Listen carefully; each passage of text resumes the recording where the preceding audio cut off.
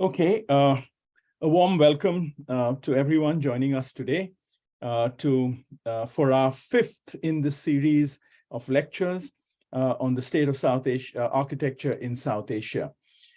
This project was kicked off now a couple of months ago with 4 sessions which we are underway, which are 8 lectures have been completed. And today is our 5th session. With Studio 4000 from Ahmedabad and Stanik consultants from Bangladesh. For this term or semester, or till the end of this year, we have one more session, which will happen on the 19th of November, where we have Ayaz Hoshem and Noor Khan, Ayaz from Afghanistan and Noor Khan from Pakistan. I want to start by thanking the Lakshmi Mittal Institute for South Asia, Hitesh Hathi and Selman Rafi particularly, and the South Asia Students Group, and the ones in charge for this lecture, Pranav, Dhruv, Devashri, Rolo, and Amna, and Ela Singhal from the Architecture Foundation, who has been supporting us as a partner on this endeavor. This project, as I have introduced and I do at the beginning of every session, is part of a 2 or 3 year long project, which is going to look at the state of architecture in South Asia. And we thought there was no better way to start the project, but have the generation that is emerging now present to us. And this is intended as a platform for them to create a community of architects across South Asia, but also for us to be able to discern from their challenges and from their practice, the issues that are imminent and are facing, or that we face as professionals on the ground in South Asia. And so we believe that this sort of collective forum, a platform for discussion, I think would be a very productive, useful way, not only to build this community, but also to exchange ideas and the commonalities of which we are already feeling in the 8 lectures we've had across the region of South Asia. And so this series, which is looking at contemporary practices, will be followed up with a conference, we hope sometime in March. This series will carry on till March. We have many more speakers that we've have confirmations from. So it's going to be a very active season again, starting from January after the last one on the 19th of November.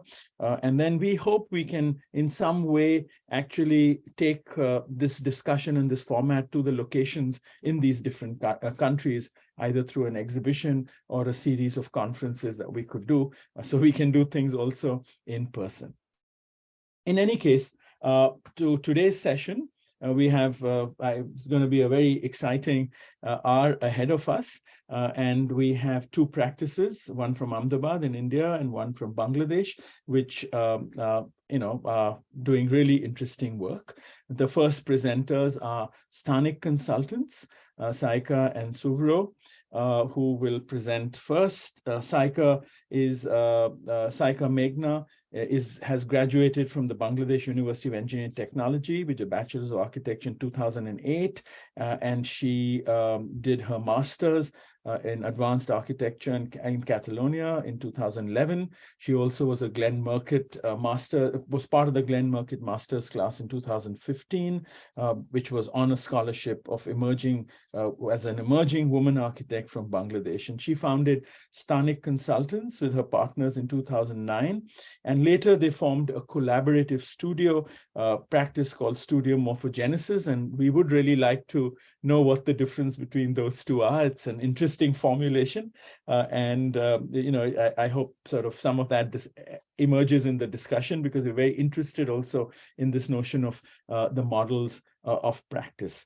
And she has sort of done a number of things since. Besides her building, she has been very interested in bridging the gap between the academy and practice and the profession. She was also awarded the Erasmus Mundus Scholarship twice to visit Portugal as a teaching fellow. And Suvro Chowdhury graduated from the Bangladesh University of Engineering Technology, the Bachelor of Architecture degree in 2008. And after establishing Stanik Consultants with fellow architects in 2008, he studied at the Bartlett School of Architecture in the University College London, where he did a Master in Architecture degree 2014-15, and has since been very actively engaged in different forums for lectures, etc. And he's also part of the Morphogenesis. So that is something that I hope you all can in some point explain to us, the relationships between these forms or these different formulations of practice and how they, and what they do. Our second speaker go by the title named Studio 4000, Khushbu and Smith Vyas. And they're, as I said, based in Ahmedabad. They are very inspired by, they teach, they kind of also blur this boundary between practice and the academy.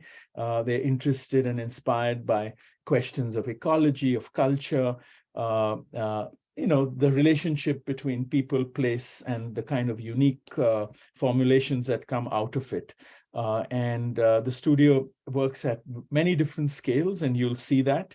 I mean, they're going to only present limited projects, but they have actually been involved in spaces and areas and projects which architects haven't sort of treaded on. So that was very interesting about their work, and to bring a kind of architectural sensibility almost to infrastructure, which is something that for us was really attractive. And we thought that was a very good dimension to bring to this discussion. And they've also been teaching and been recognized in various ways. So with that, I'm going to hand it over to Stanik and Saika and Subro to make your presentation. We could try to finish in 30 minutes. I might interrupt you at 25. And as soon as they're done, Studio 4000 can share their screen and come on. So we have as much time as we can get for a discussion at the end. So thank you again to everyone for being here, and thank you to the presenters, and over to you guys.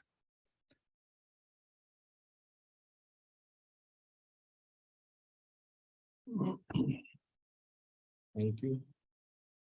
So thank you, Rahul, for inviting us to this dynamic platform.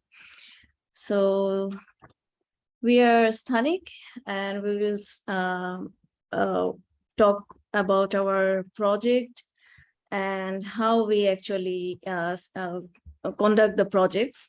So our title is Of People, Place, and Process in Search for a Deep Architecture. So firstly, we'd like to give a very brief idea of the image of Bangladesh, how we see it as a very dynamic landform with waterscape and landscape merged with each other, and green and colors.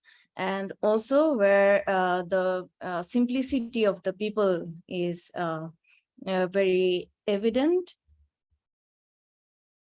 Then now we zoom into Dhaka, where we actually, our practice is based. If you see in the map that this gray area is Dhaka, and it is like full of concrete jungle and very densely populated city. And among this city, we find our inspiration in great architecture, like this one, National Parliament by Louis Khan, then this timeless architecture by Mazharul Islam. And these great architecture actually formulated our aesthetic sense or sense of spaces, etc. Now we'd like to focus on our educational background, which we think has an impact in our practice. The first one, obviously, the Department of Architecture of BUET. This building was designed by Richard Vrooman. Very modernist approach, but very much appropriated with the site and context and the climate. And then I went to IAC in Barcelona for masters in advanced architecture, and Subro went to Bartlett. And there, both of us actually did the masters on computational design and fabrication processes. And in 2015, I went to Glen Marcotte Masterclass with a scholarship, which actually had a very profound impact, and especially how they approached the architecture as a part of the landscape. So what are the values and approaches we try to find out through our projects. Firstly, we constantly search for beauty in every project we are commissioned. We try to pursue the aspect of beauty, how we can achieve it through use of very simple materials, simple local techniques. And then the type for inclusivity and equity, how we can integrate the architecture with the locality, with the people and the place. Then we try to sensibly deal with the context and the collective memory of people, how people actually see a place and how they can reconnect with their memory. Then we always try to work with materiality, craftsmanship, etc. Then also one thing is very much important in our work, I think. It's the geometry, space, and light. We want to play with the geometry and how it actually encompasses space, different interesting experiential spaces, and how the light can play a role in the projects. Then we believe in design by research and collaborations, and we are very much into embracing the new approaches as well. So now we'll show few of our projects where we actually found these approaches visible. So first one is a meditation space and dining hall, and these are the images which we produced. And this project is actually we started just after coming back from our master. So you see a tendency of using computational design and how we can apply it in a country where the building construction industry is very much traditionally dependent on very vernacular method and etc. So here we tried to apply the learning from our master's project, where the brick actually played a role to get a form which is situated in a landscape, and we tried to customize the tools to get a very complex form out of a very simple rule. So part of the project is actually built, and these are the images. And this is the image of the interior of the project. And then we got a commission in a very exemplary building by architect Mazharul Islam. And we got the commission to work in the upper floor of the building to design a very, it was the first e-library of Dhaka University, very first of its kind in this context. So we looked into the project as a practice of using the contemporary space and notion of space through simple forms. And we also tried to celebrate the architecture of Mazharul Islam through the interior design.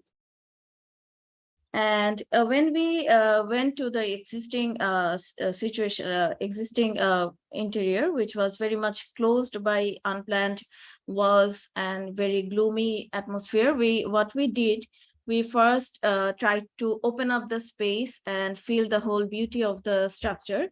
And we opened up the place and made some installations which actually defined few programmatic zones. The first one is a metal-clad entryway, and the double height space of the in the middle was celebrated through a stepped reading area. And there was an elliptical journal section and a glass bridge between the two expansion joint of the building. And you can see the evolution of the elliptical form was very much computational, but we tried to make it with local technique, available technique and local craftsmen. So these are the images of the finished product, and you can see the double height is accentuated with the use of a stepped gallery, which offers the students a very contemporary kind of reading gallery. And this is the view of the double height reading area. And these are a few other images of the project. And then a project came to us, which is transforming a place which was very much unattended, but by its location, it had its potential to become a very vibrant public space.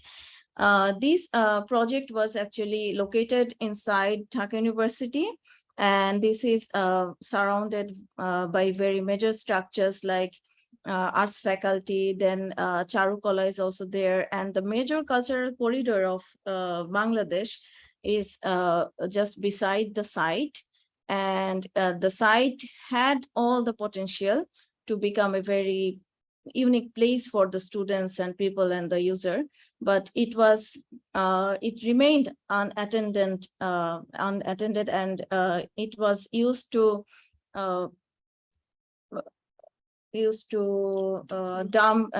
be used as a dumping ground. So these were the existing situation of the site, and we transformed it into a terrain where we celebrated the elements of nature like water, earth, green, etc.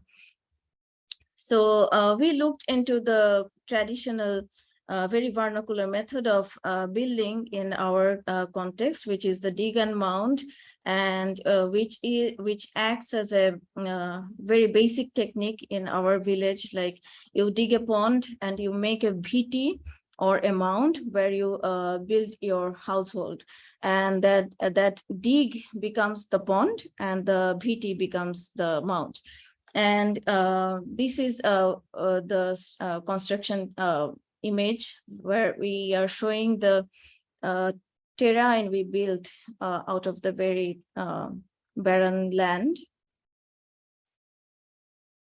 Then we used brick extensively in this project. Particularly, it was 10-hole brick and 5-hole bricks. And we can also see the connectivity historically of using brick in this context, because we don't have different types of material here. We have earth, and we can bake it and make brick and use it for our architecture. So these are the plan diagrams, and we derived the geometry out of the existing trees, the location of the trees, and you can see we have used different details for the pavement. So the same material is used in different ways to make the retaining walls, then the pavements and ramps, etc.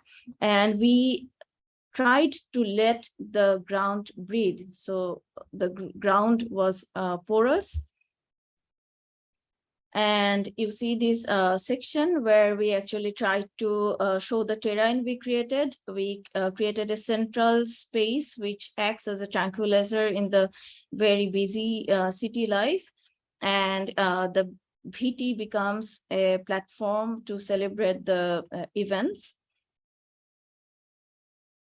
So these are the phenomena we see when we place a perforated brick on the soil, and automatically the green start to emerge. And we used that phenomena in our project, and we let the ground breathe. So these are other views of the project where we can see the variation of the ground condition. Sometimes we also put the brick chips to cover the dust in the winter, and also the green emerges by itself according to the seasonal changes. And these are the transformation over time. And these are the construction images of the central water body, which we poetically we can call it acts like a reversed oculus. So this is a very reflective kind of water body which reflects the surrounding trees and sky.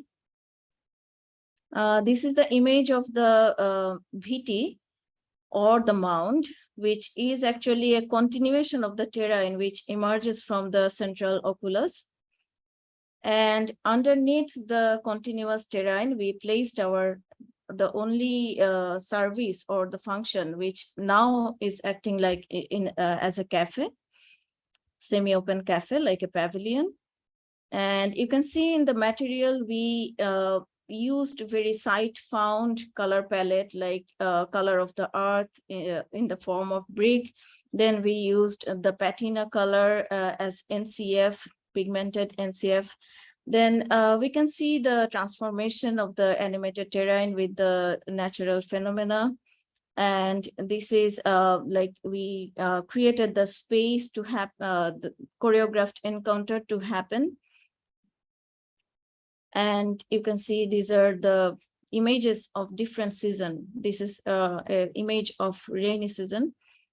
These are also image of the rainy season, and how the city people is using. This is a very early morning view.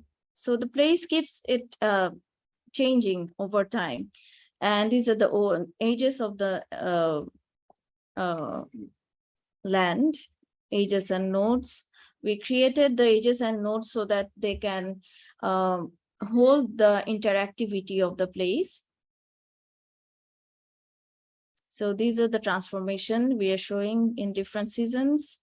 And this is also one moment where the vegetation actually took over the whole terrain. And this is a during view of the during COVID lockdown, and nature completely took over the place because the ground is porous. And this is a after pandemic lockdown revival. And this project brought us the national award, IAB, from Institute of Architects Bangladesh, and also exhibited nationally and internationally.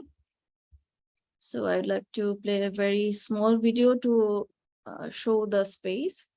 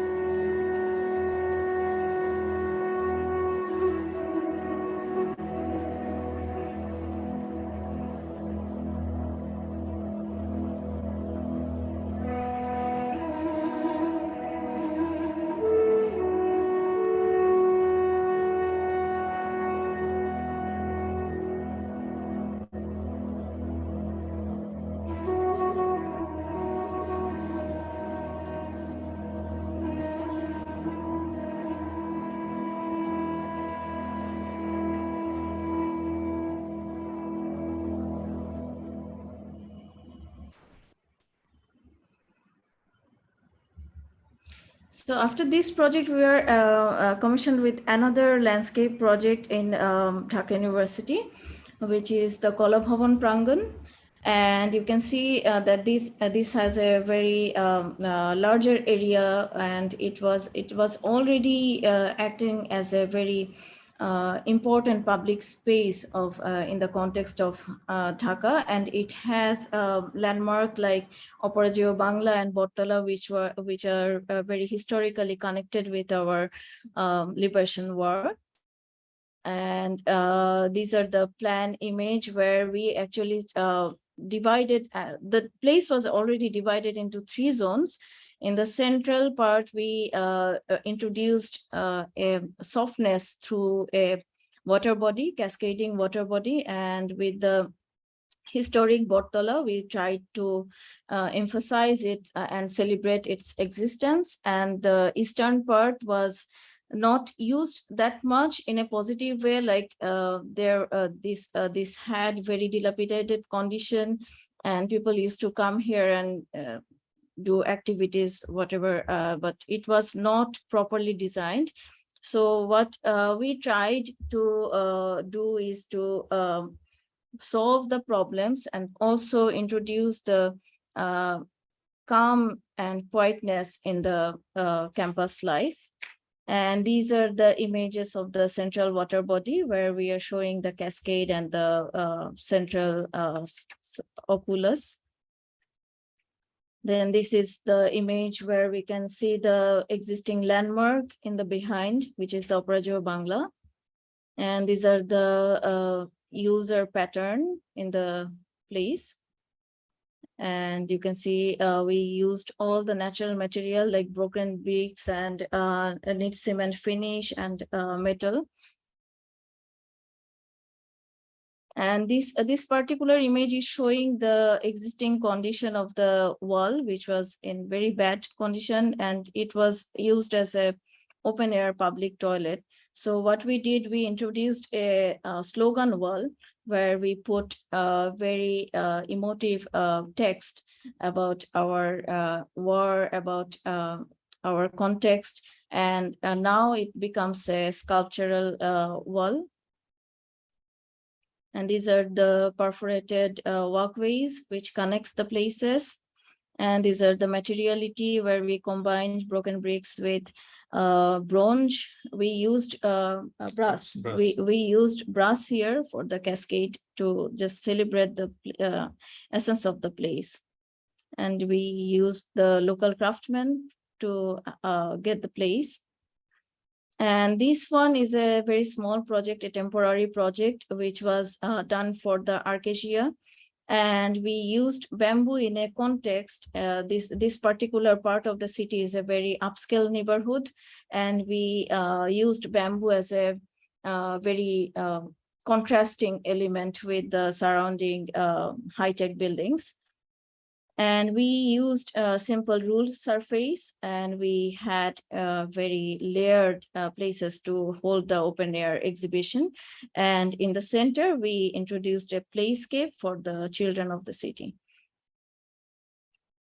So these are the images, how the local craftsmen made this ruled surface. And we kept the rope loose so that it celebrates the beauty of the material and the joinery, etc. So these are the images. And after the exhibition was over, we wanted to preserve a part of the exhibition gallery in a local low-income community, and we made an edible garden for the community. So a very small portion of the pavilion is repurposed as a edible garden in a community. So, last two project, I'm going to. Subro, you have about 7 minutes or so. So if you could go a bit faster. Thank you. Okay, so this last two project has a similarity kind of, because a part of the time it was being constructed, the architect was not at that place. So this interesting at that in that point. So this is one in a historical temple complex. We have designed the mandap. A mandap is this is the 11th century temple complex. So the mandap we have designed, which is surrounded by buildings all around. So our first target was to get light from somewhere, which should be at the top from the sky. So we have made like 6 first terms, which we later post-conceptualized. So the shikara is first terms, the light is coming down. And in between the first terms, there are also functional spaces. You can see in the sections, music school, Gita recital school, things like that. The construction was done mostly by local contractor in Dhaka. Very escast finish, rough finish, robust.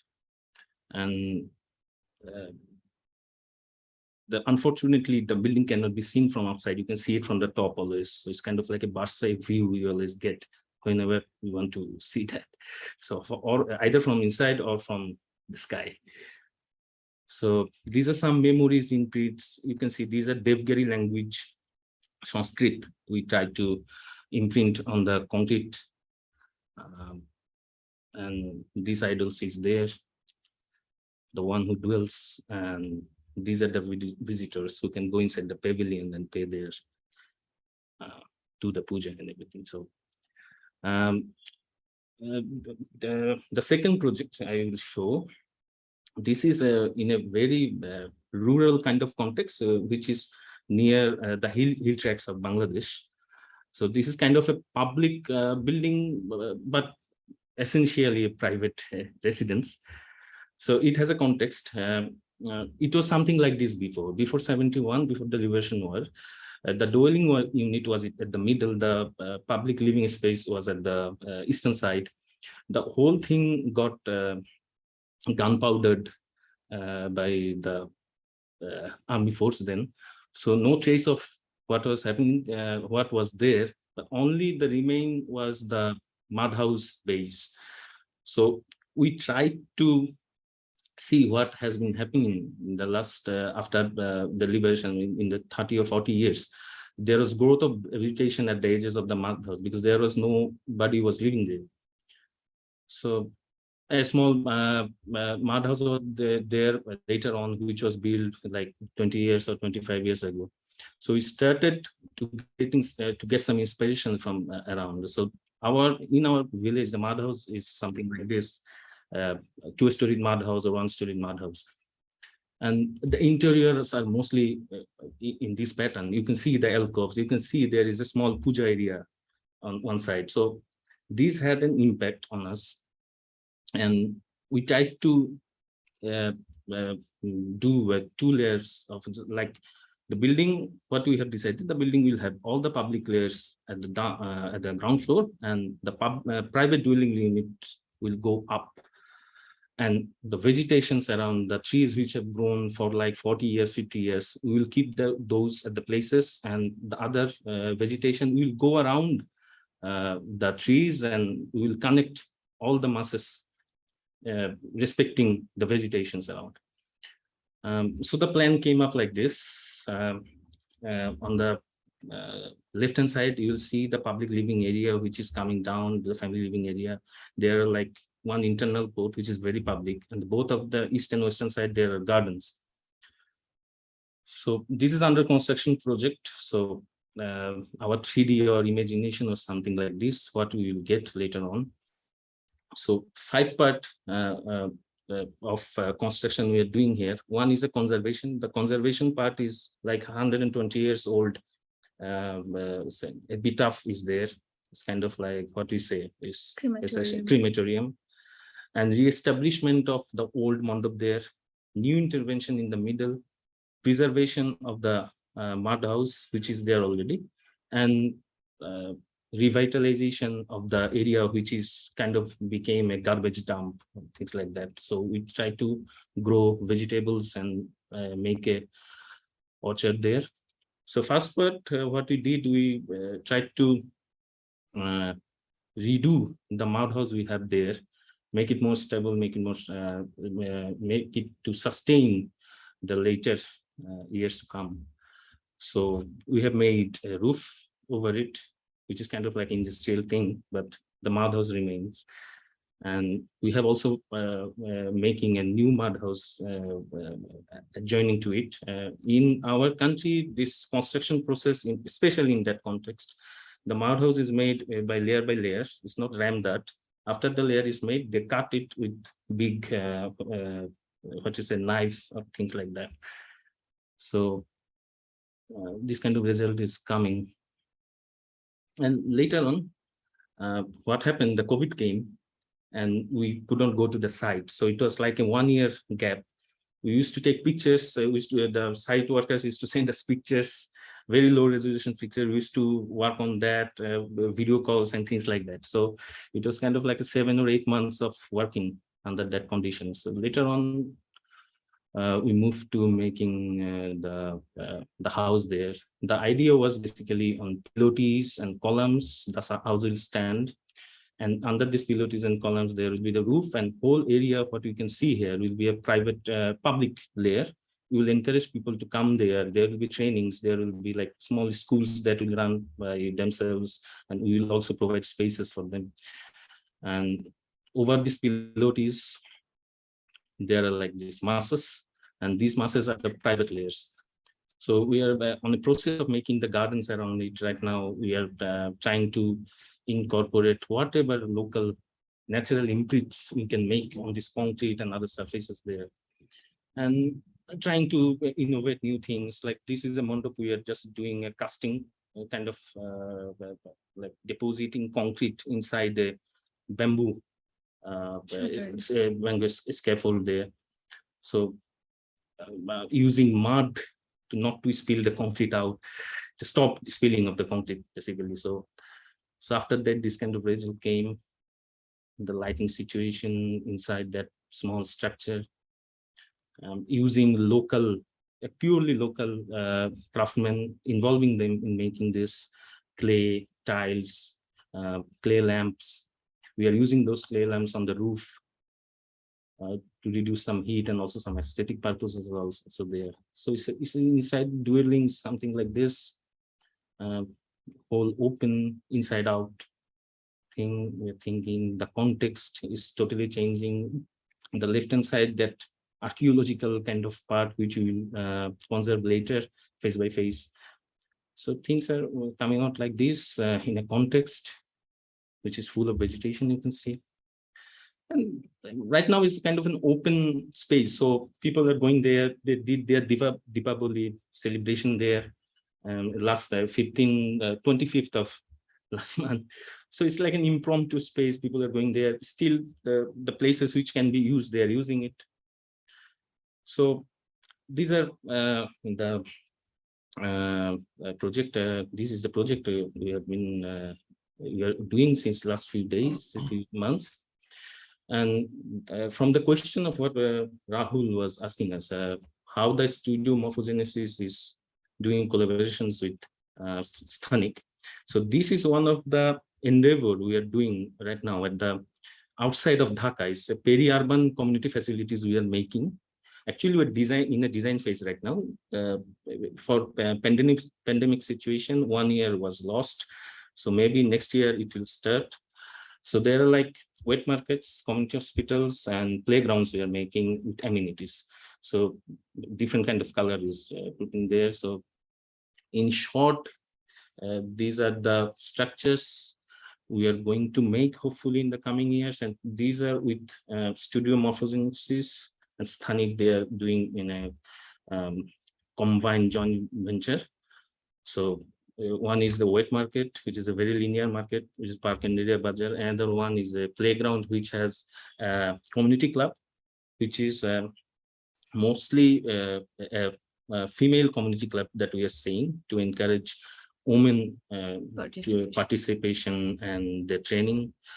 Another one is a autism and research center that we have designed. And the last one is a big wet market. It's totally rural context, and it's under the government proposal. So what in the last, I want to say a few things. One is, in our case, from the inception of design, we tend to mediate between the widely perceived notions that we have and our designers' intentions. So what happens sometimes, our design gets less aligned with the given program, like concrete programs the client used to give us. That is one thing. Another is the constraint. The constraint we have here, is mostly governed by the scarcity of material we have here. It's low source of local material here. We have to work in a minimal palette, so we need to innovate the material uses, and we also need to customize our construction technique and processes. As a result, a kind of introduction of a novel aesthetic happens, where our preconceived forms have an omnipresence rather than it cannot dominate. The form doesn't have any dominance. Mm-hmm.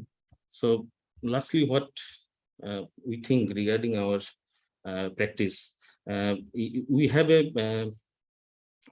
been developing a growing tendency of deep understanding of the meaning of purpose. Hence, in the introduction, we have used the notion of deep architecture. In that, we want inclusiveness, which will define and describe the architecture. Thank you. Thank you very much. Thank you. Okay. If you guys can go on, thank you. If you can stop sharing, yeah, thanks. Over to you. Thank you very much.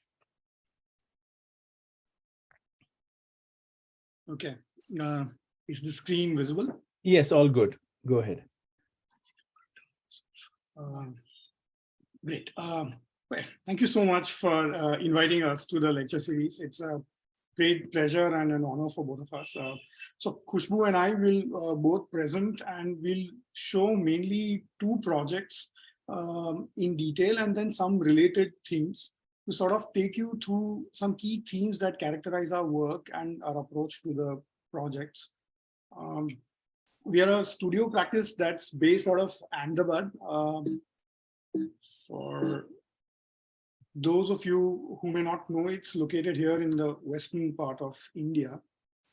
And that's what the city looks like from above. It's divided by the river Sabarmati into two parts, east side and a west side.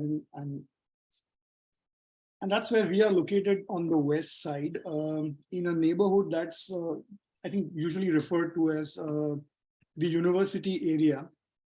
It's a very interesting neighborhood, and that's our studio in the university area. It's actually a subterranean workspace with a kind of a courtyard that is open to sky. This is actually a very interesting neighborhood, and it's got some really interesting architectural projects. It's also got various cultural, educational, and research buildings. So here's the Milonas project by Le Corbusier, and to the left is Kahn's IIM, which has been in the news, not for very good reasons lately. And both of them were executed in the late 50s and the early 60s. And a little further up is the CEPT University campus, of the initial buildings designed by Professor Doshi, but there are also very well-known sort of research institutes, PRL and Atira, designed by Kanvinde, and the stadium, which was designed by Korea. We are actually starting our presentation by showing this map and some of these projects because we feel ourselves and our work to be connected to this neighborhood in some sense for mainly two reasons. Firstly, in the second half of the 20th century, this area would actually become the site for very interesting architectural explorations and experiments that would, in some of the better or the fine projects that would come out, produce very high quality learning environments, working environments. So you have, of course, CEPT, but you also have Indology, a library building, a badminton hall, hostels, Gufa, and other projects by Professor Doshi, who was really quite prolific in the area. There's a workshop by Professor Raje. There's a Jesuit hall and a dormitory by Hasmukh Bhai, a church by Leo Pereira. And there are many other buildings that we don't have on the map, but they're all very interesting.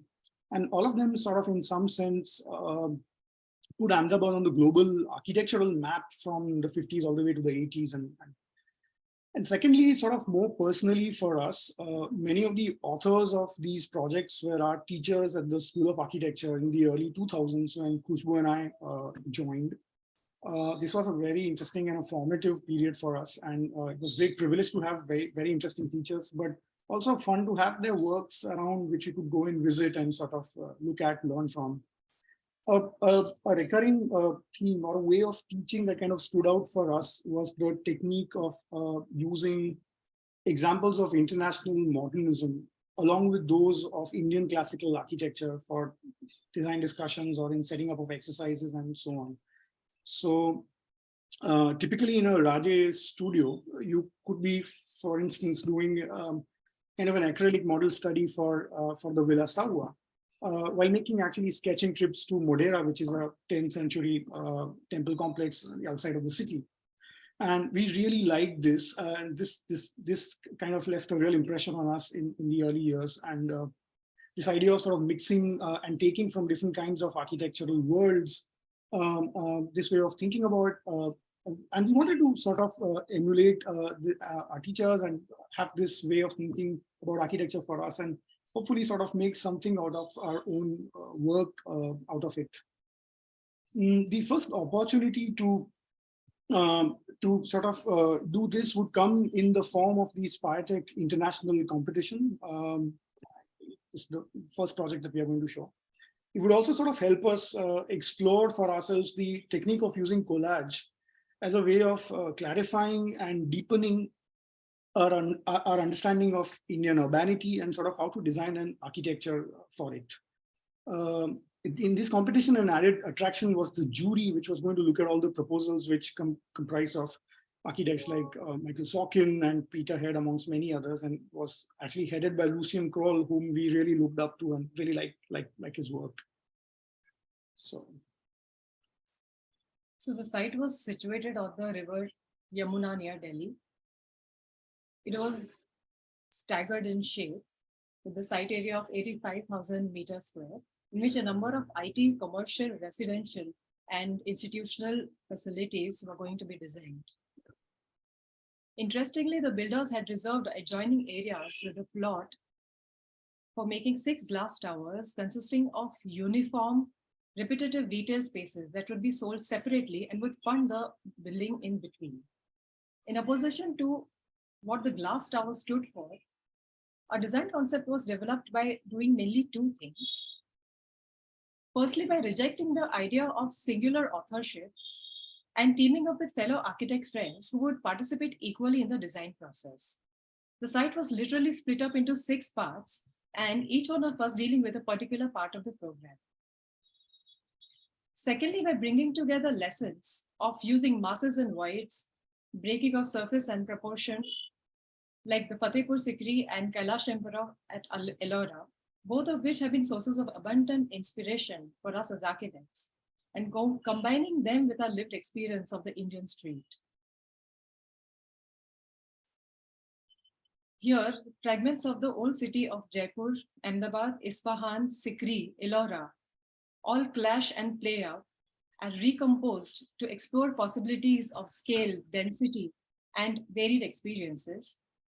They are slowly organized into an architecture of magical surprises, of shadows, of rich porosity, and pedestrian movement from which the automobile is left out.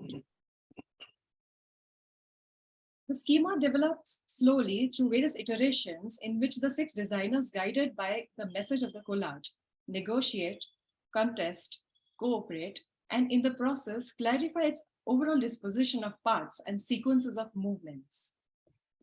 The individual drawings of each architect are brought together, were combined, and studied at certain key stages in design, and we would continue working upon it in the spirit of the collage. The space between is carefully studied and articulated through expressive sketches. These were some of the sketches. There are many others. These are some of them. Both the in-between space as well as the ground plane are carved to simulate the character of the dry, abstracted floodplain. Finally, through plans and sections, the scheme is detailed out into an architecture of small spans and high density that retains multiple inconsistencies, playful asymmetries, and a great diversity of experiences without losing a sense of the whole.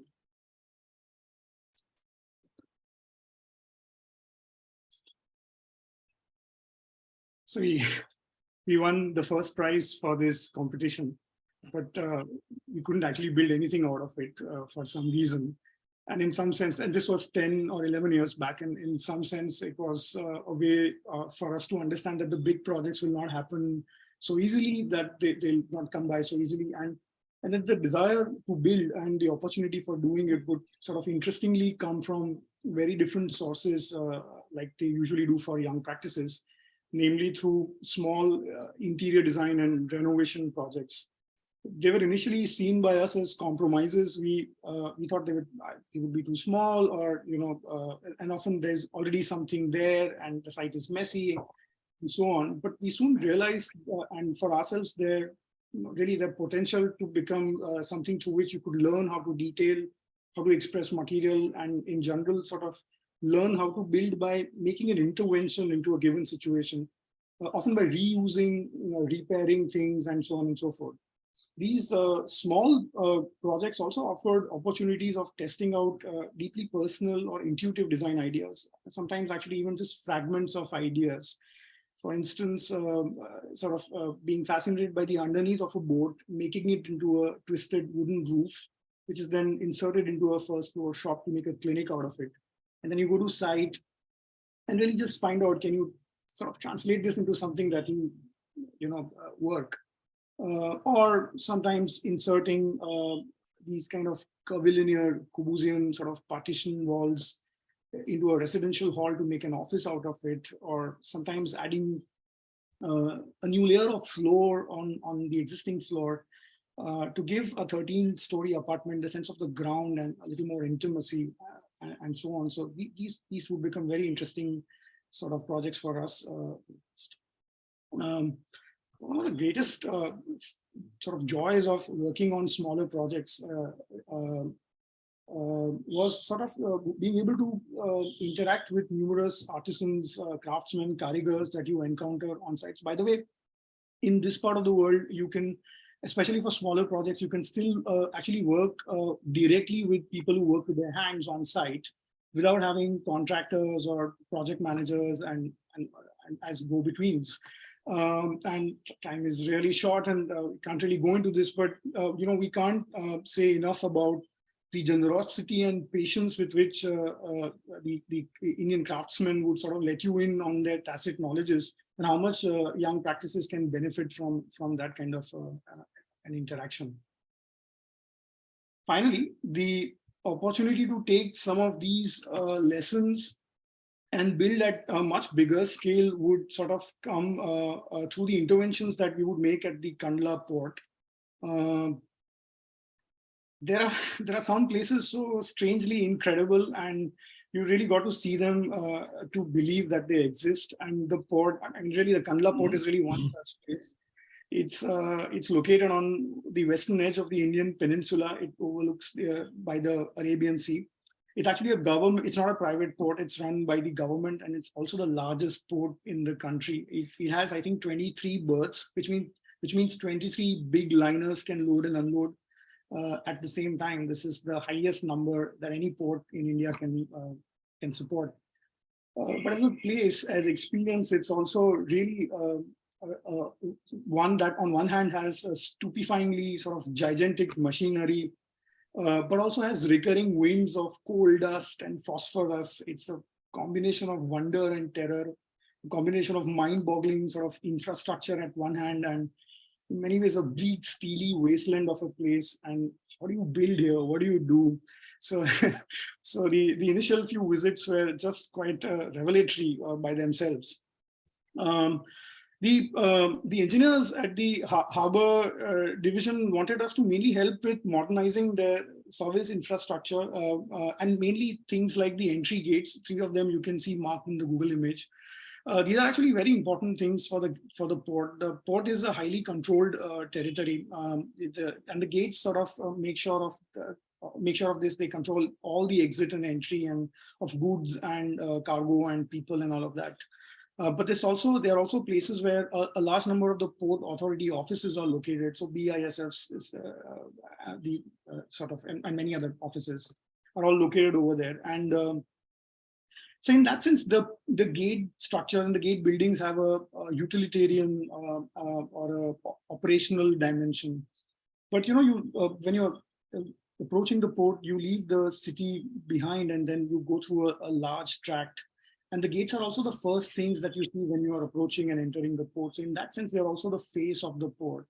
And we thought that in doing this, they were also serving a kind of a symbolic function. So you recognize that you're near the port or you're inside by crossing through the gate. So they have this kind of a, it's very interesting sort of a possibility of exploring both operational as well as symbolic dimensions of the. Along with this, they also wanted help with other office buildings, making toilet blocks, resting pavilions for the workforce, and those kind of structures.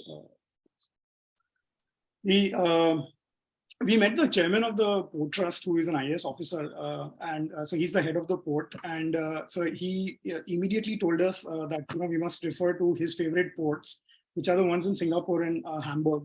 And we looked up on the internet. They gave us a report to go through. But it immediately became clear to us that these kind of highly mechanized, completely digitally operated, the deep peopled port. So the Hamburg port, for instance, uses, I think, 4 or 5 people who are manning actually 3 berths. Out here, you will have 100 workers for one. And to us, while we were asked to look at them and they wanted us to do similar things on the port, we realized that's not really going to happen. And so our very first few visits would make it very clear that at Kandla there was great reliance on the human workforce, laborers and all of them, even when sort of dealing with sophisticated cargo. This actually became for us a kind of an opening. This sort of distinction between the human side or the human activity, human intervention aspect of the port versus the infrastructure aspect of the port. And we thought that perhaps a way of making architectural actions on the port could sort of evolve by highlighting the scope of human activity in it, rather than sort of play into the image of heavy engineering.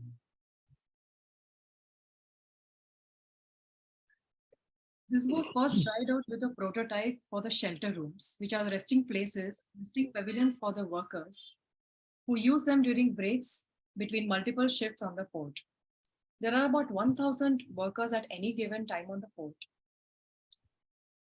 And 10 such prototypes were to be built for them. These are the sort of structures that existed, designed by government engineers. We really thought them to be inappropriate in terms of form and overall make, to be sitting within the context of the port. In our proposal, a cuboidal space was formed by placing 2 parallel brick walls, the front side facing the harbor and the rear side with a drinking water facility. These are some of the construction images of the time. This is how the shelter room appears, with right in front of the cranes and with the large structures behind. This is the rear view of the shelter room. In a sense, the idea was to let, why is this going on its own? Sorry. Okay. In a sense, the idea was to let a very small civic use building sit with dignity with large infrastructural giants. Coming to the gate buildings, these were the kind of existing gate structures on the port when we first visited, again designed by government engineers. From our side, once again, for the design of entry gates and office buildings, we relied on organizational principle and form articulation rather than using high technology. A common theme was developed for all the 6 gates, wherein the offices for different port authorities align with the direction of movement and emphasizing the flow, while a symbolic gate structure develops in the opposite direction and suggests a temporary pause. Sectionally, the sides are carved and surfaces are pushed back to protect the openings from sun and rain. For Westgate 2 and 3, the oldest and busiest gates, the design draws upon the earlier theme of the arched entrance with a segmental steel truss, retaining the memory of the site that the regular users were habituated with. That's how the plan developed. So elevation. This is front view of the gate as built. The idea of sculpting the mass breaking surface to create shadows continues onto the front facade. A large gargoyle drains the terrace of the office block into the water body towards the front. Offices are clad with full body vitrified tiles from the outside. The layer of exterior finish gives additional protection from extreme weathering that the building at the ports go through. At Westgate 1, the inclined roof planes cantilever sideways, suspended by cables and street masts. That's the elevation of the Westgate 1.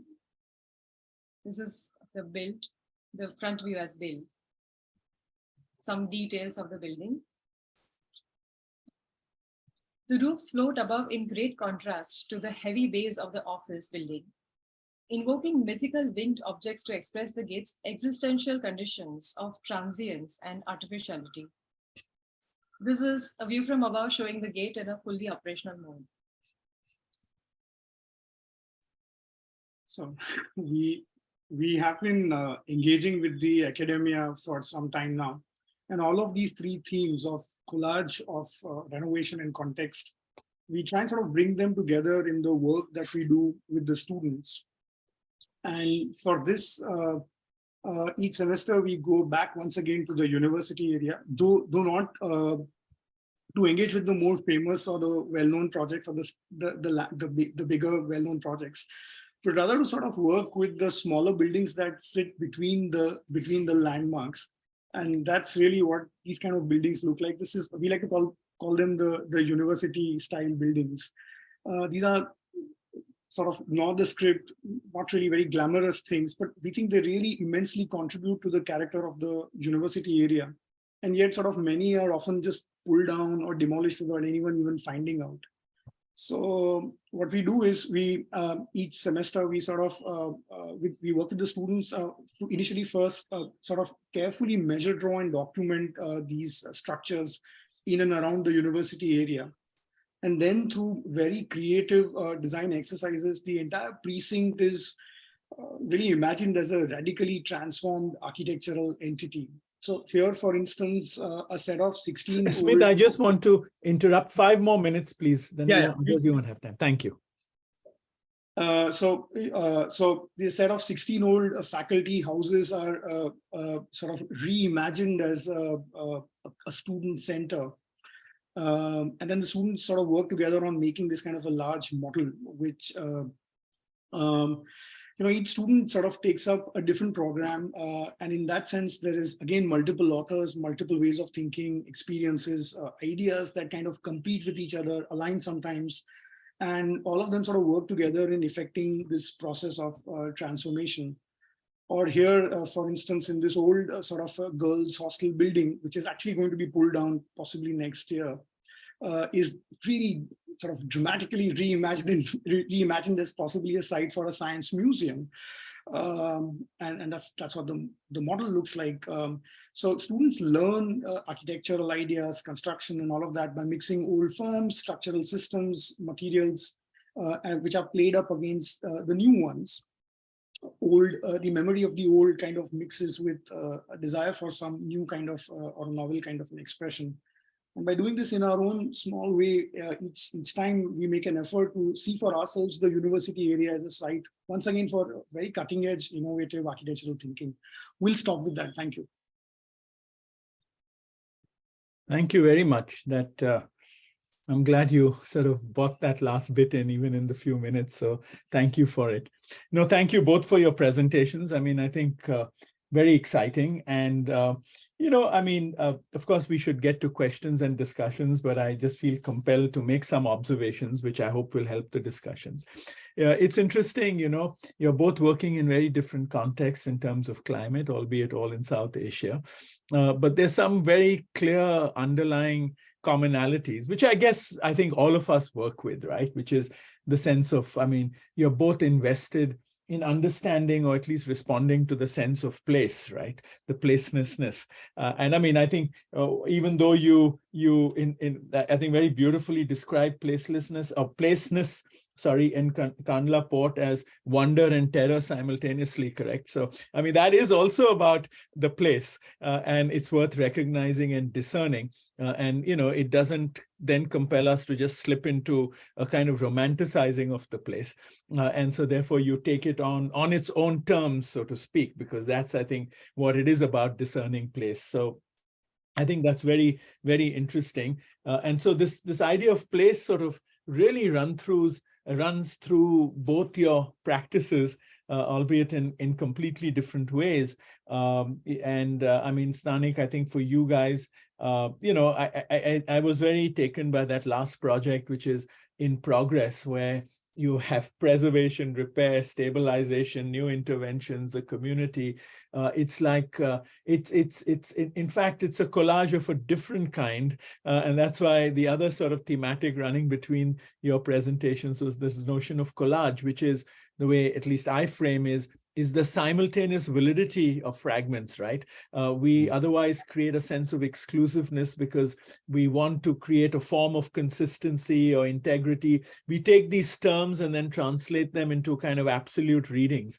Whereas the notion of collage, but also the way you dealt with the simultaneity of those operations, which were all valid in a very compressed site, right? If it was at the scale of the city, it was a different proposition.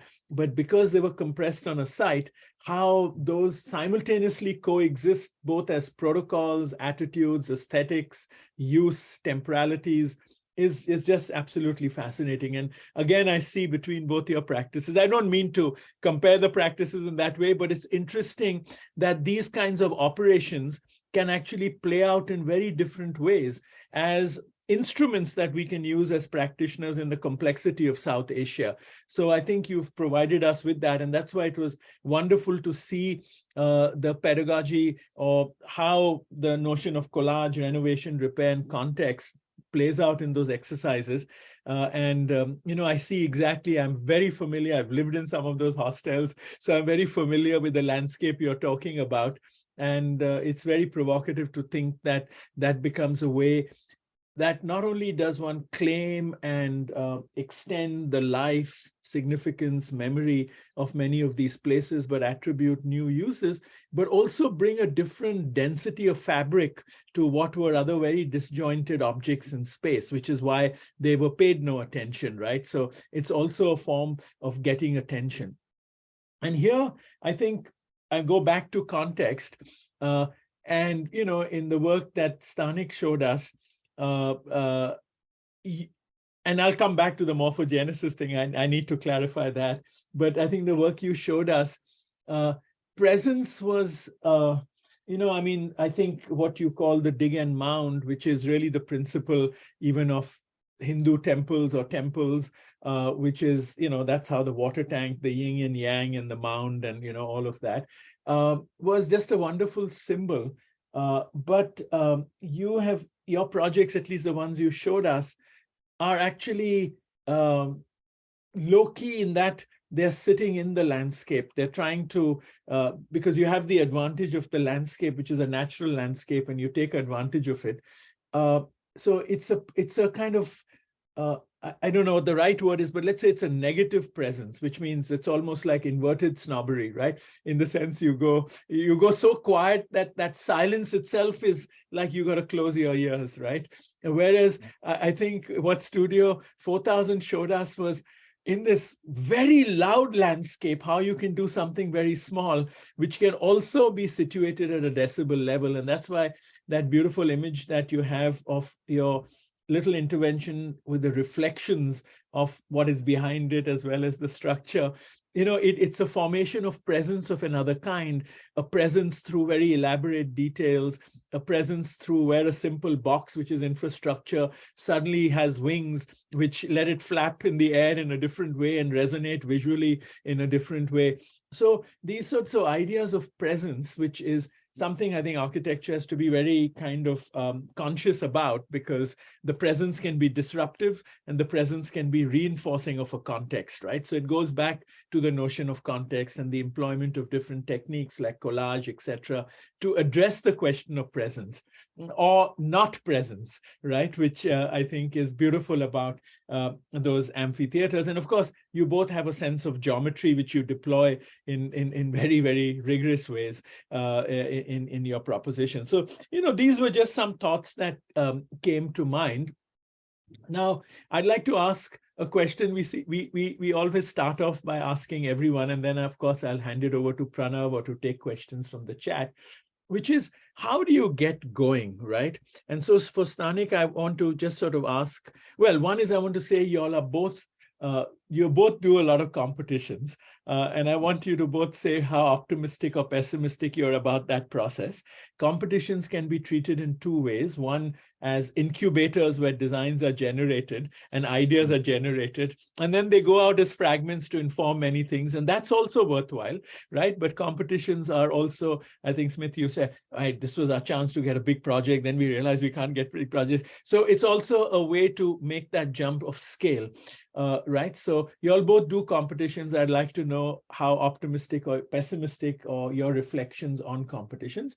The other thing I'd like to, ask you both, and I'll start with Studio 4000, is, how did you get these jobs? These were just contacts that people knew about you and came to you, had seen something else, was an uncle's best friend? It's just nice to know that, because, we all find roots. Like you said, the competition didn't give us a big job, and the small jobs, the little interiors. We all did that. I mean, my practice for 10 years was doing that. And I think in the case of Stanik, were those competitions, were you approached? How did you engage with that clientele? And so therefore, a sub question of that for Stanik is, I yet wasn't clear about the relationship between Morphogenesis and Stanik. Did you set that up because this was suddenly bigger scale social infrastructure and you needed to create other collaborations? What was the driving force? Because I think part of our discussion is also to clarify what might be the relevant models of practice in the way younger architects can engage with making work outside private commissions. So Studio 4000, you want to go first? Yeah, I think really interesting questions. Competitions are really important. And for us, what happened is that the very first one we would win completely. We thought they'll laugh at our entry by looking at all of these things. We had no 3D renders. We had no sort of, none of all of that. And we had hard black and white plans, and we thought they'll just throw this out. And next thing is that you get a call saying you've been given, we thought somebody's doing a joke with us. But no, the competitions are really, we keep doing them. And in fact, this idea of working with many different authors who are not necessarily even architects with the office or with us is something. So we actually did the Bamiyan competition. We didn't win. The Suncheon City Center competition, our drawings didn't reach.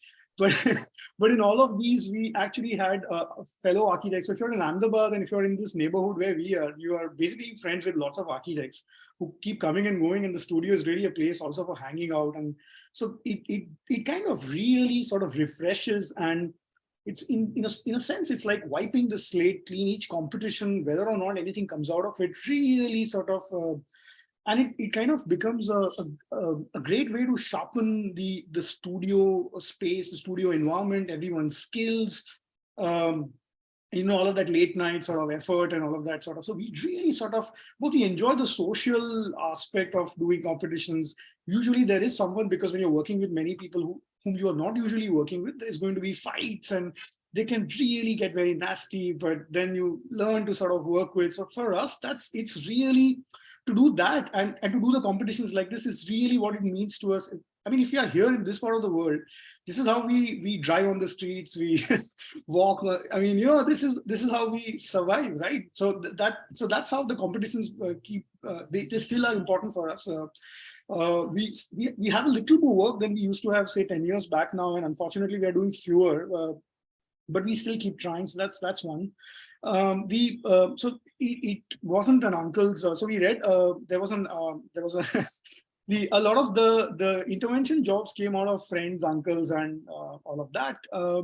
There was an advertisement for a small project at Kandla Port. It's actually a very, very nasty process of selection. There's huge problems of government tendered projects. And I mean, we can do another whole, and I mean, we don't need to tell you, I mean, but, and we thought, so I have a friend who lives in Gandhidham, which is near. So I said, listen, we're trying to do this. And so we put in a kind of we put put in an entry and all of that. And they just called us, and we had a discussion with the engineers at the Harbor Division. I think they kind of liked us. I mean, this is really strange, but believe this or not, this is still how they do things in India. If they think you are a good person and you are good to speak with, then they said, by the way, the thing we didn't tell is that we had to renovate the entire chairman's wing. We had to do a lot of side interior design work for them, landscape work, before they were sure that we could handle something on the harbor. So we had to go through that kind of so they really tested us out for about 6-8 months a year, and then said, listen, okay, fine, we'll let you do. And then we get to do that one small prototypical structure. It came out well and it survived like a storm on the port. And after that, they said, fine, we can now engage you to do so we had to win that trust building. It was trust building. Yes. Yeah. No, great. Thank you. Stanik? Okay, so for explaining the latter part, you have asked about the Studio Morph JV thing. So Stanik was doing, we are doing our work for like 6 or 8 years continuously. And you can see what we do is mostly too much engaged with the site, too much engaged with the construction workers. It's completely kind of like, sometimes we feel like we are the laborers, we are the contractors, things like that. So it was all getting all messy. So when after those projects, we were getting like formatted works, more like putting tender documents, preparing other government necessary things, and phasing of submittals, So then what we have tried around 2014-15 to make these public projects and other private projects to work, to expand our office in a different scale and do works there. And those projects we have shown in the peri-urban area, those public community spaces and hospitals and things like that.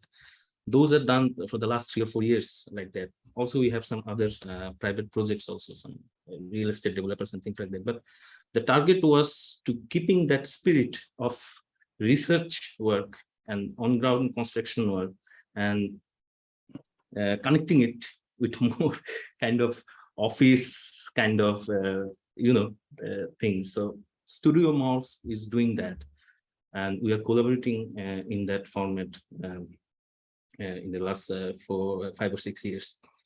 Regarding the client, what is happening, if I take the instance of the Dhaka University, the university campus landscape work, we did the interior first. We saw that interior in Major Islam's building.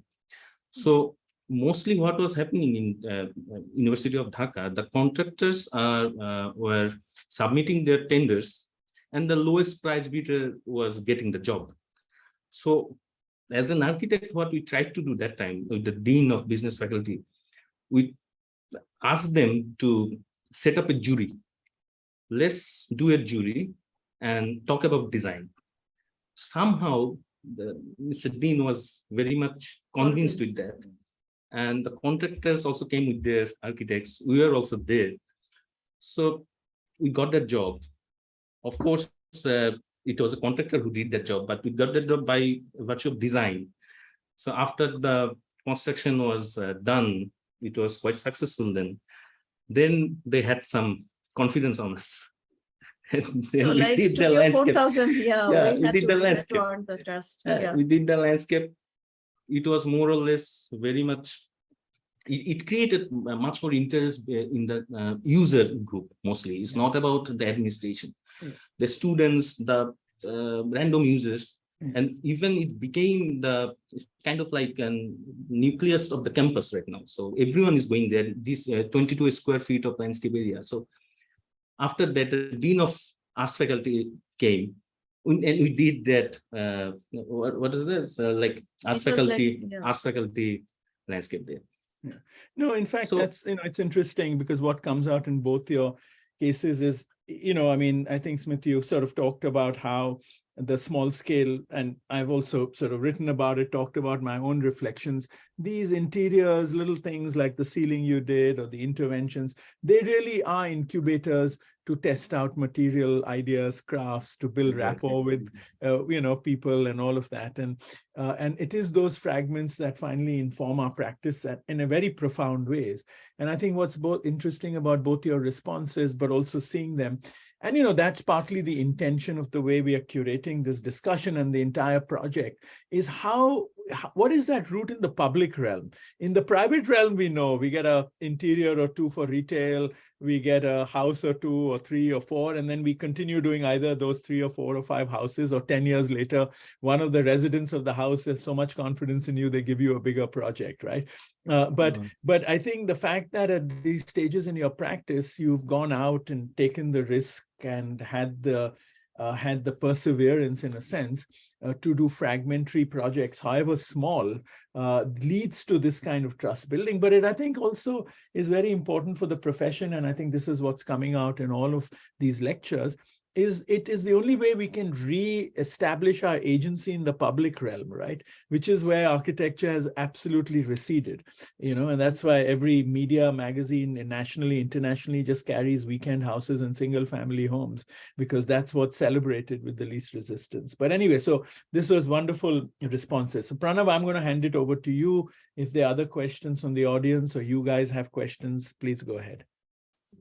I think I had one question, which I think probably applies to both the practices, where a lot of projects that you showed us, ranging from the amphitheaters or even the port, are really temporal in nature, where the activity is in flux and probably very high at certain times.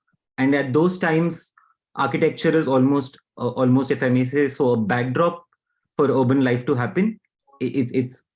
It's almost forgotten when there is that spike. Even though the architecture has a very strong tectonic presence, it takes a backseat. And I'm curious to know, when you've revisited these places now, what have your observations been? What have your learnings been in how these spaces perform with fluctuating activity levels? Okay, so should I go next? Okay. Yeah, please go on. No, it's okay. Like most of the cases, there are like very much functional attributes the place has. Like the mandop is very much functional thing. So, but in case of, if you ask us about the landscape, what we did in the social science, Chakravarti is saying, it keeps changing with the nature. Nature like takes on their own form. And the architecture is kind of like a subdued thing. It goes beyond, beneath the surface.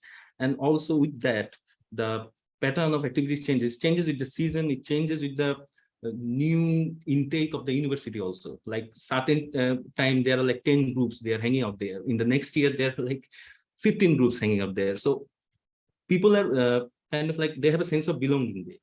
And we think it is because of that architecture is kind of like playing a subdued role there. It's not like it has a very strong identity. It's like you can go there and sit anywhere you want. You can have your own zone. You can just pass through. It's not dominating on the landscape. So that is one thing we should say. Yeah. Yeah, I think we've often felt, so we did go back to the port several times after the buildings were done to see whether they're working well, how are the people using them, and whether the ideas we had are sort of really manifesting and working out or not. I think there's this kind of a slippery relationship between our imagination of life in general and the work that we try to put into that situation or that context. which either will support the life, will disrupt it momentarily in order for everyone to sort of rethink, relook at something. So we are always in that kind of a very strange, uncertain and slippery relationship with the context, right? You want to, initially, we always want to, you are never happy. Probably we are trained as architects to always see the world like that. You're never happy wherever you go. You want to intervene, maybe change, maybe do something, stop doing things in a certain way and have them rather be done like this. And yet, for us, it was a relief when we went back, that the security guards and the BISF people had just taken over the gates like it's theirs. And if that hadn't happened, in other words, if the work sort of always stood outside of life, or it wasn't sort of taken over, processed and sort of by life, it could have become a problem for us. So we do this, and it's remarkable, right? We actually sometimes want to put the most, and especially in our part of the world where life will eventually just, like the vegetation that Stanik was describing, even life here, or even the port, which has actually no vegetation, will actually engulf and take over the projects, and there'll be a churning and a digestion, and then the project disappears, right? And becomes part of that continuum of the port. What a horrible image. But no, I mean, I think what you're saying, which I say about housing often, is that life corrodes architecture, right? And that's what corrodes architecture, life and weathering and all of that. But you know, you guys, Stanik, you guys said, and I'm referring to you all as firms so that I flatten it out a little bit instead of names particularly. But you said, something I thought, Subro, you said this, which is in that often our designs don't align with the programmatic needs that the client has given us. It evolves, which is again what I found very interesting about both your practices, because even if you take the small gatehouse or that little center, the amenity for the workers on the port, just the way of misaligning the volumes by the curve, or by placing the water at the back or in the front, or it's a rejuggling of the program, which then is a new spatial configuration which may allow new forms of interaction, ownership, association with the space, right? And I think at least that's how I understood it. That is, the client imagines the program organized in a very particular way, but I think we are trained as architects to see spatial possibilities by moving that around. You yet keep the program, but you reestablish new relationships, which is, I think, the way I think I read it. I don't know if you want to respond to that. Exactly. Yeah. Yeah, agree. Okay. Okay, good. Okay. So, Pranav, anything else you have? We have about, I think we're already at time, but we'll take 5 more minutes maybe. I think I had one, not necessarily a question, but an observation where both of you began your presentations with showing us work by Khan or referring to some modern architecture, and how probably to some extent an attempt to reinterpret modernism with a local touch to it, or contextualizing it in what it means today. But the way you describe your work and the way you write about your work, I if I may say so, I felt like Studio 4000 described it more like an infrastructural approach to it, probably because of the way the programming is and what the sites were. Whereas what Stanik spoke about was a very atmospheric interpretation to things, and it's interesting to observe where the roots of inspiration are probably similar, but they're reinterpreted in very different ways. So, Smith, please. I think this is a very interesting thing, and I think Rahul knows about this a lot, because he, I think, comes from that same sort of. So one of the what do you do? You are here, right? So if you, we didn't show that image, we had one, but we took it out because we thought maybe it'll be, if you actually draw an axis from the Milonas to the IIM, our studio. You're halfway. I noticed that. And as children, I mean, as a child, I've seen a philately exhibition at the Millowners. I've seen music concerts at IIM. We grew up with these buildings, and then later we would go into the architecture school and have these teachers. And so at some level, especially for me, because I grew up here in Ahmedabad and in this neighborhood, it's really a kind of a lived thing. That is also a lived thing for me. While you say this, I think, and then the kind of practice we have, I think we must be honest and we must confess that we are really taken by the geographical and cultural relationships that good modernism can make. I have to say this carefully because not everything is nice, not everything we take from, but the good modernism really has that kind of a lesson for us, and it kind of offers also many different kinds of normative and other modes through which you start thinking about sort of, as Rahul said, going beyond the client brief. And in order to sort of start looking at life, at the world, and in some sense have a kind of a larger transformative and somewhat emancipatory kind of an imagination, even in small interior design projects, even when you're making a table. And that's, I think, what we get from or inherit from good modernism is that even when making a small bench somewhere, you are at the back of your mind thinking, I will change the way somebody will look at this environment. And I think. No, sorry. I just only because we're running out of time and there are a couple of questions that I think I just want to put on the table. First, just a very quick reaction to what you're saying. And of course, one is totally empathetic and understanding of it. But, it's interesting. But I think what's interesting about Ahmedabad is the simultaneity again of the old city, etc. That's why it was interesting that when Khushbu had the images on one side and then said the images of our lived experience on the street on the other side, it wasn't an image of the mill owner's ramp, but it was an image of the street from the pole, right? So that those two colliding is what makes it even richer. Here are the two questions, and we'll close with this, and I'll put both the questions. One is a question I have, which extends what you're saying, and the other is a question from someone in the audience, Heinrich Wolf from South Africa, who's currently teaching at the GSD. The first question I have is more an observation, which is an extension of the question Pranav asked, is representation, right? Actually, it's interesting the way you all have both photographed your projects, but I think it has to also do with the context. I think, Studio 4000, you're in the context of a very hard landscape, and therefore the representation is very centered on the object.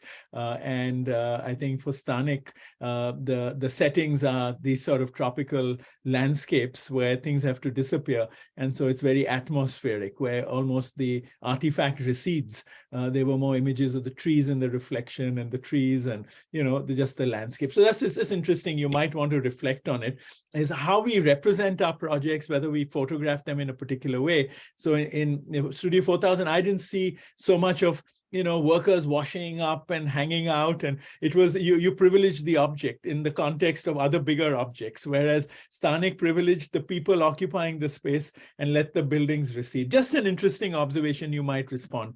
But the question from Heinrich, which is a good one, is I should actually read it out because he framed it better than I could. He said, I would be keen to know how both the practices develop an agenda for their future work. What do you see from what you've done so far as forming the agenda for the future work? So Stanik, you want to go on these two questions first, please? Yeah, so for us, like we grew up in Dhaka, and Luhia Khan's presence by Shamsad Bhavan is very strong in terms of this great monumentality and light and shade and everything, the materiality, and how it actually sits on the city with this plaza and water.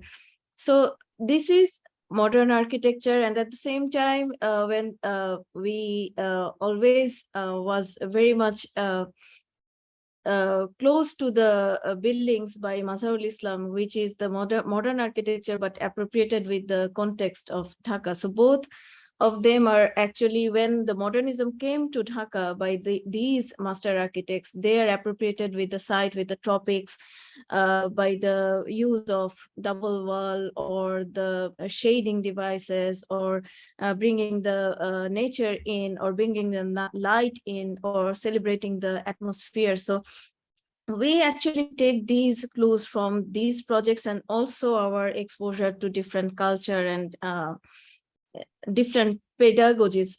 Even like in BUET, we learned in a different way, and we went abroad and we received different pedagogy. And also the cities like Barcelona and London, they had profound impact on our project, I think. And for our future endeavor, I think maybe we will continue to experiment and also to work in the public realm, how we can engage people with the architecture and making, how we can venture into the deep of the architecture.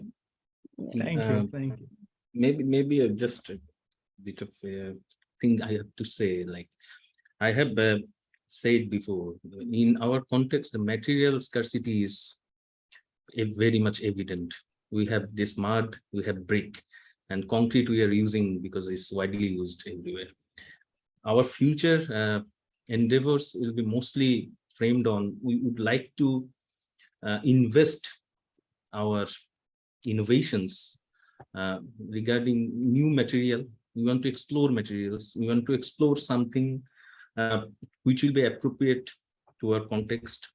That is one thing. And another one is the construction process and techniques that we want to customize more. It should be a state of the art. So it's kind of like we are lacking in those parts. So our future endeavor will be on both of these issues mostly. And it was very clear in your work, the way you were beginning to innovate at just the smallest scale, whether it's with the 5 and 10 perforations in the brick or the way it was aggregated. So no, that was wonderful. Thank you. Okay, the last word, and you've got about 2 minutes. Actually, we had a very strange relationship with the port. It's actually a very cumbersome process to enter the port. You have to get a pass made. And so we had very limited access. For one, they wouldn't let us interview workers because they said for some reason. So we said we'd like to speak to people, and that wasn't always possible. So we had that kind of and I think the representation, both in terms of drawings and pictures, kind of is a little bit, that's evident in them, which is why we thought that the Boule-like sort of drawing, which is atmospheric in a way different, where the object takes center stage, because the object is really our hope. We are never going to be there. We haven't been in the last 2 years since our work, the first phase of the work got done. We were not going to have that kind of interaction. And therefore the formal or the formation and that construct is our hope of a possibility of life and the various relationships. So I think we had to use what was possible and work with what was. So that's one. And I think we hope there are many futures, and probably the next time we speak with you, we can have 2 more themes, and it's not just a continuation of this kind of work. We are hoping that there's a wide range of alternative futures that we can access and become available to us. And that's really the hope again. Thank you. No, and I mean, I think in the port also, it's a confidentiality issue for whatever it's worth. In the middle stage of our practice, we did 3 or 4 buildings on different ports in India, little office buildings. And we experimented similarly with things. We weren't even allowed to photograph them. So we don't even have a record of them, never gone back. In one case, they even just built it off the drawings. They didn't let us even come in for supervision. So, and this was, of course, 20 years ago, with things were even harder. But no, it's just nice to hear these experiences. But, it's also, I must say that I'm very kind of inspired, touched, and excited just about the way both of you have drawn so much and referred so much to the modernist works in both your contexts as forms of inspiration. And these are all by the first generation and of course the masters, but the first generation of post, nation formation architects. And it's just nice to see how that relevance, and of course these are very potent works, but their lessons seem to resonate even for your generation, which is just fantastic to see. So thank you again. Hopefully more conversations. Please attend these, because we'd like to have your voice even in the questions if we can, and if you can find the time. And on the 19th of November, Saturday, the same time, we're going to have Ayaz Hoshem from Afghanistan and Noor Khan from Pakistan. So I think that will be also a very interesting discussion. Please come, and thank you for everyone who logged on, and hopefully see you again on the 19th when we will announce the program for January, February, and up to March. So we'll finalize all that by next week too. So thank you again, and thanks Thank you. Studio 4000 and Stanik for the time you've taken and the effort to share your wonderful work with us. Thank you very much. Thank you. Thank you.